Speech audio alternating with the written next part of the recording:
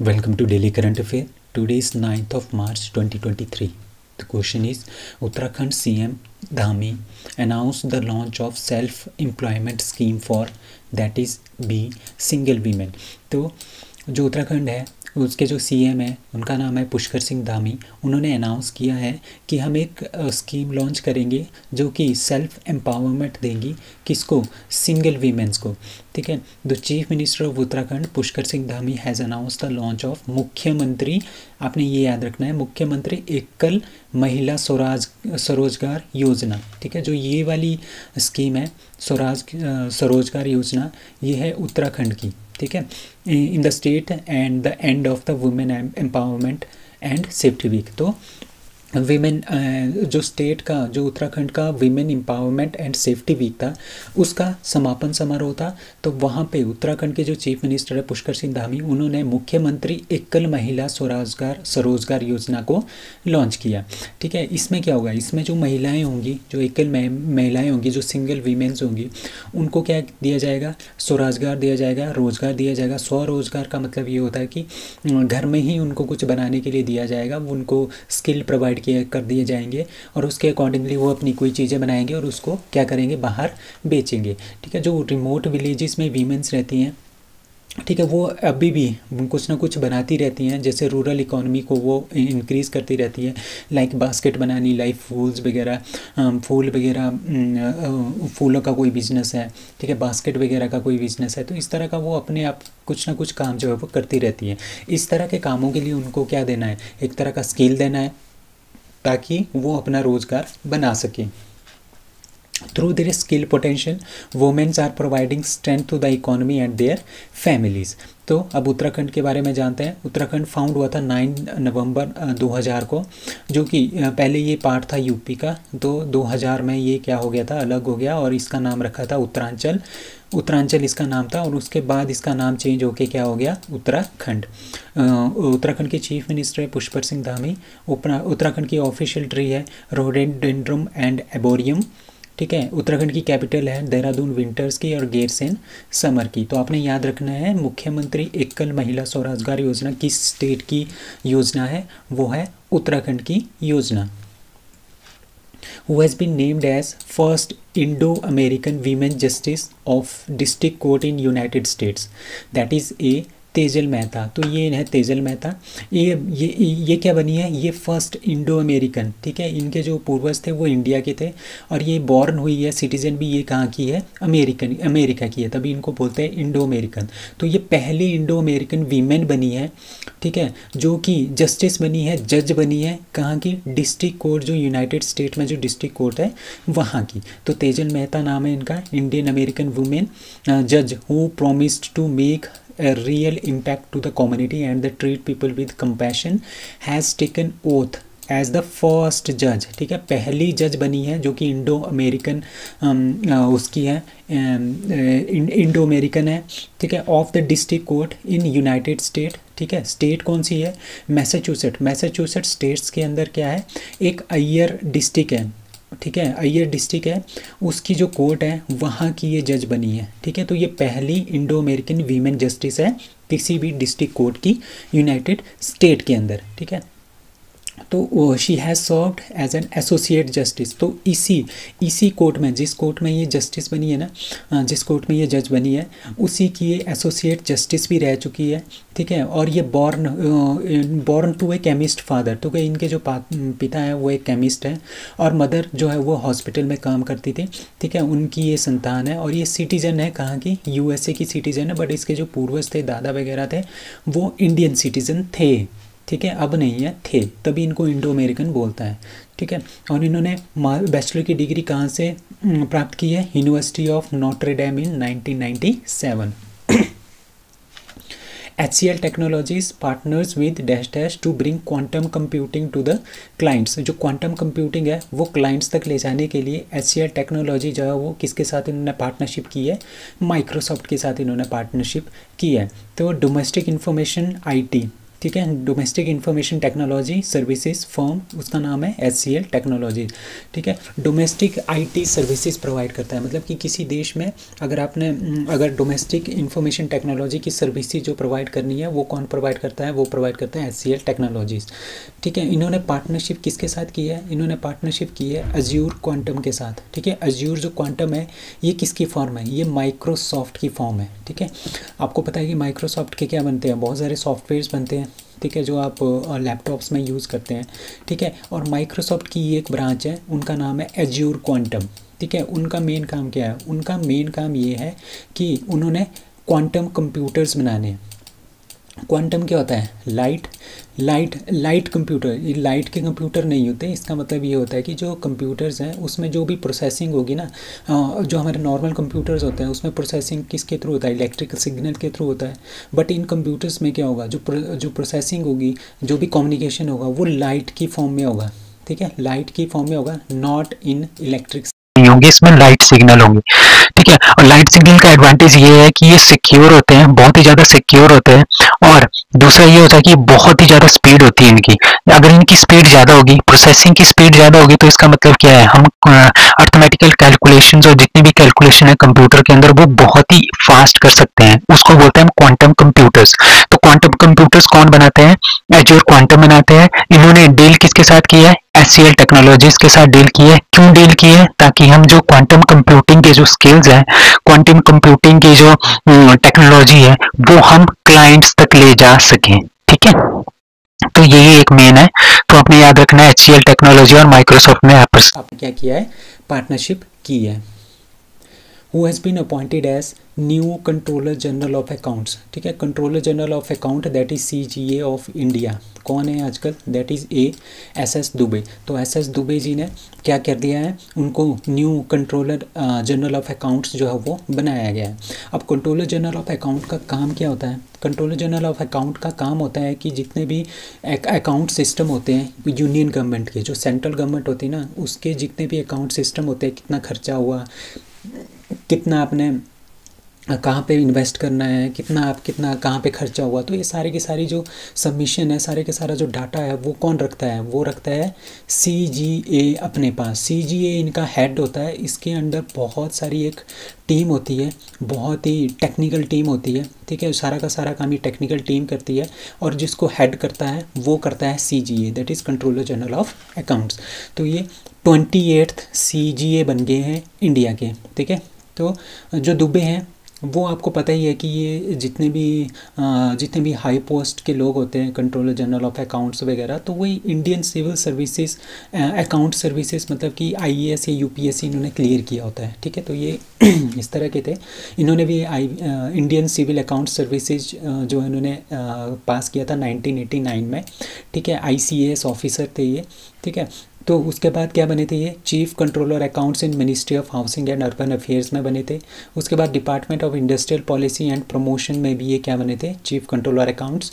Controller and deputy controller of accounts किस में, ministry of environment and forest and ministry of external affairs में भी ये बने थे। ठीक है, और उन्होंने as a financial adviser and chief accounts officer, ठीक है, इन बैंक नोट प्रेस देवास। ठीक है, अब आपको पता है कि इंडिया में 4 ही ऐसी जगह है जहाँ पे क्या होती है, बैंक जो नोट प्रिंटिंग होती है, उसमें से एक है देवास। वहाँ पे ये क्या रह चुके हैं, financial adviser and chief account officer भी वहाँ पे रह चुके हैं। तो आपने याद रखना है इंडिया के new CGA controller general of accounts that is SS Dubey, और ये 28th CGA है इंडिया के। The world celebrates International Women's Day on that is be 8th of March। जो 8th of March को हम इंटरनेशनल वीमेंस डे मनाते हैं। ठीक है, 13 फरवरी को हम मनाते हैं नेशनल वीमेंस डे। ठीक है, और साथ में रेडियो डे आपने याद रखना है। और अभी 8 मार्च को क्या मनाया जाता है, इंटरनेशनल वीमेंस डे जो है मनाया जाता है। क्यों मनाया जाता है, ताकि हम जो मैन और वीमेन के बीच में जो भी इनइक्वालिटी है उसको दूर किया जा सके। ठीक है, थीम क्या है 2023 की, डिजी ऑल, मतलब कि डिजिटलाइज करना है सारी की सारी वीमेंस को, इनोवेशन में उनको लाना है, टेक्नोलॉजी में उनको लाना है, ताकि हमारे पास बहुत सारी इनोवेशन और टेक्नोलॉजी में मैनी आज जो मर्द लोग हैं वही हैं, तो उनकी संख्या को बराबर करने के लिए, ताकि वीमेंस भी इस क्षेत्र में आ जाए इनोवेशन एंड टेक्नोलॉजी में, तो यही इसकी थीम है, digital innovation and technology for gender equality. ठीक है, एवरी ईयर 8 मार्च को ये मनाया जाता है। ठीक है, world celebrate international women's day. किसके लिए, क्यों मनाया जाता है, ताकि वीमेंस को सारे के सारे उनके राइट्स मिल सके, उनका अपलिफ्टमेंट हो सके। ठीक है, तो इसमें बहुत सारी अवेयरनेस होती है, जैसे जेंडर इक्वालिटी हमने बना के रखनी है, एबॉर्शन को हमने कम करना है। ठीक है, वायलेंस को कम करना है, जो वीमेंस के अगेंस्ट वायलेंस बहुत ज़्यादा होता है, एब्यूज़ होता है वुमेन के अगेंस्ट, तो ये सारी की सारी चीज़ें जो है उनको हमने कम करना है। ठीक है, international women's day serve as the rallying point on the advancement of women's equality, मतलब कि वुमेन को समाज में इक्वल दर्जा देने के लिए ये जो दिन है ये मनाया जाता है। सबसे पहले जो ये मनाया गया था 1911 में मनाया गया था। ये यूनाइटेड नेशन ने नहीं मनाया था, आपने याद रखना, जो यूनाइटेड नेशन ने सबसे पहली बार मनाया था, हमें ये इंपॉर्टेंट है, that is international women's day on 1977 में ही सबसे पहली बार जो मनाया गया था यूनाइटेड नेशन के द्वारा 8 मार्च को। ठीक है, तो ईच ईयर हर साल जो इंटरनेशनल वीमेंस डे अलग अलग मोटो के साथ जो है, अलग अलग थीम के साथ और अलग अलग फोकस के साथ हम इसको मनाते हैं। तो इंटरनेशनल वीमेंस डे कब मनाया जाता है, 8 मार्च को। A unique cover of the department of post go green go organic release for that is Sikkim. तो आपको पता है कि सिक्किम क्या है, वर्ल्ड की सबसे पहली स्टेट है जो कि फुली ऑर्गेनिक है। मतलब यहाँ पे जो भी खाद यूज़ होती है, जो भी चीज़ें यूज़ होती है, वो सारी की सारी क्या है, जो भी फार्मिंग होती है वो ऑर्गेनिक होती है। ऑर्गेनिक मतलब यहाँ पे हम कोई केमिकल यूज़ नहीं करते हैं खेतों में। ठीक है, सारा का सारा ऑर्गेनिक यूज़ करते हैं। ऑर्गेनिक मतलब कि जिस तरह से हम खाद में क्या यूज़ करते हैं, जो गोबर वगैरह यूज़ करते हैं, इस तरह की चीज़ें हम इसमें यूज़ करते हैं। ठीक है, तो गो ग्रीन गो ऑर्गेनिक। ठीक है, ये किसके लिए किया है, ऑर्गेनिक जहाँ पे बात आई आपने सीधे सीधे ही लगा देना है सिक्किम, इंडिया में। ठीक है, तो सिक्किम फुली स्टेट है, 100% ऑर्गेनिक स्टेट है। ठीक है, तो special cover go green go organic release for world first organic state Sikkim. ठीक है, किसने किया है, डिपार्टमेंट ऑफ पोस्ट ने। ठीक है, आपने ये भी याद रखना है, डिपार्टमेंट ऑफ पोस्ट ने ये थीम जो है वो ऑर्गेनाइज की है, ये स्पेशल कवर जो ऑर्गेनाइज किया है। ठीक है, क्यों किया है, तो आपको पता ही है, ऑर्गेनिक पूरी की पूरी स्टेट ऑर्गेनिक है। ठीक है, यहाँ पे 75,000 hectare land work converted to organic farm land. ठीक है, ऑर्गेनिक जितनी भी हमारे पास यहाँ पे 75,000 हेक्टर है, यहाँ पे सारी की सारी ज़मीन को ऑर्गेनिक में जो है वो कन्वर्ट कर दिया गया है। All of Sikkim farmlands are certified organic and this has been benefited more than 66,000 farming families. ठीक है, तो आपने ये भी याद रखना है, Sikkim has the title of the India world की पहली, नॉट इंडिया, वर्ल्ड की पहली 100% ऑर्गेनिक स्टेट क्या है, सिक्किम है। तो उसी के लिए ये कवर जो है वो स्टार्ट किया गया है। किसने स्टार्ट किया है, श्री अश्नवी वैष्णव ने स्टार्ट किया है। डिपार्टमेंट ऑफ पोस्ट ने इसको डिपार्टमेंट ऑफ पोस्ट के थ्रू जो है ये कवर जो है वो दिया गया है। ठीक है, go green go organic for Sikkim. All India women folk art conference to be organised in that is Mumbai. So all women, all India, पूरे के पूरे इंडिया की जो वीमेंस हैं उनका जो फोक आर्ट की कॉन्फ्रेंस है वो ऑर्गेनाइज़ की गई है मुंबई में। अब इसमें होगा क्या, अब इसके नाम से ही पता चल रहा है, ऑल इंडिया वुमेन, मतलब कि इंडिया की जितनी भी स्टेट्स हैं, अलग अलग स्टेट है, हर स्टेट का क्या है, अपना एक फोक आर्ट है। ठीक है, वहाँ की वीमेंस आएंगी, हर एक स्टेट की अपना अपना फोक आर्ट लेके और उसको प्रदर्शित करेंगी। बस यही है इसका मेन मोटिव, कि अपने पूरे के पूरे इंडिया के जो फोक आर्ट है वो उसको शोकेस करना है, उसको परफॉर्म करना है। कहाँ पे, मुंबई में। ठीक है, तो 8 मार्च 2023 को, तो अब ये पता है कि 8 मार्च को क्या था, 8 मार्च को था इंटरनेशनल वीमेंस डे। ठीक है, इसी के उपलक्ष्य पे जो है ये all India women folk art conference जो ऑर्गेनाइज़ की गई मुंबई में। ठीक है, किस किस ने इसको ऑर्गेनाइज़ किया, संगीत नाटक अकेडमी ने, गवर्नमेंट ऑफ इंडिया ने, महाराष्ट्र कला अकेडमी ने एंड गवर्नमेंट ऑफ महाराष्ट्र ने। तो ये इन चारों ने इसको ऑर्गेनाइज़ किया। ठीक है, कहाँ पे ऑर्गेनाइज़ किया, रविंद्र नाट्य मंदिर इन प्रभा देवी मुंबई में, on the occasion of international women's day on 8 मार्च। ठीक है, तो आपको पता ही है कि अभी G20 है, G20 के अंदर एक मीटिंग होती है, उसका नाम होता है वीमेंस 20। ठीक है। तो आपको पता है कि वीमेंस 20 है, तो वीमेंस के लिए कुछ ना कुछ तो करना पड़ेगा। तो यही है, इंटरनेशनल वीमेंस डे के दिन ही इन्होंने all India women folk art conference जो है वो ऑर्गेनाइज़ की मुंबई में, ठीक है। तो आपको पता है, ये भी मैंने बता दी कि हर एक स्टेट से अपने अपने आर्ट्स लेके वीमेंस आएंगी और उसको शोकेस करेंगी। और इस इवेंट में 2 सेमिनार भी होंगे, contribution of Indian saint poets and folk art on silver screen, ठीक है। ये दोनों है सेमिनार, ये भी इसमें हेल्ड किए गए, ठीक है। कब किए गए? 8 मार्च 2023 को ये किए गए। तो all India women's folk art conference organise कहाँ पे हुई है? मुंबई में। आपने ध्यान रखना है कहाँ पे? मुंबई। स्मर्थ स्कीम, ठीक है। Samarth scheme which has been seen in the news recently is associated with which ministry? That is ministry of textile. तो मिनिस्ट्री ऑफ टेक्सटाइल के अंदर जो है ये समर्थ स्कीम आ गई है। आपसे ये पूछा जा सकता है कि समर्थ स्कीम किससे एसोसिएटेड है? दैट इज़ टेक्सटाइल से रिलेटेड है, ठीक है। तो समर्थ है, समर्थ का मतलब क्या है? Scheme for capacity building in textiles sector, ठीक है।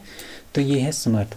टेक्सटाइल सेक्टर में हमने इंक्रीज़ करना है, डेवलपमेंट करनी है, कैपेसिटी बिल्डिंग करनी है, ठीक है। उसी के लिए जो है ये स्मर्थ स्कीम जो है वो की गई है। इसका मेन एम है to provide incentive to create job in the textile industry, ठीक है। टेक्सटाइल इंडस्ट्री को हमने बहुत सारा पैसा देना है ताकि इसमें डेवलपमेंट हो, इसमें जॉब्स जो है वो क्रिएट हो। यही इसका मेन मोटो है स्मर्थ स्कीम का। और ये इम्प्लीमेंट की जाएगी मार्च 2024 तक, ठीक है। The Indian government is planning to rope in the more industry partners, ठीक है। तो गवर्नमेंट ऑफ इंडिया क्या चाहती है? बहुत सारे हमारे पास पार्टनर्स आए जो कि हमारे टेक्सटाइल इंडस्ट्री के अंदर इन्वेस्ट करें ताकि यहाँ पे जॉब्स क्रिएट हो। इनमें टेक्नोलॉजी ज़्यादा से ज़्यादा, हमारा जो टेक्सटाइल सेक्टर है उसकी ज़्यादा से ज़्यादा डिमांड हो पूरे के पूरे वर्ल्ड में, ठीक है। तो textile circuit worth 2050 this initiative is the part of the step taken by the government of India to make textile sector worth of $250 billion, ठीक है।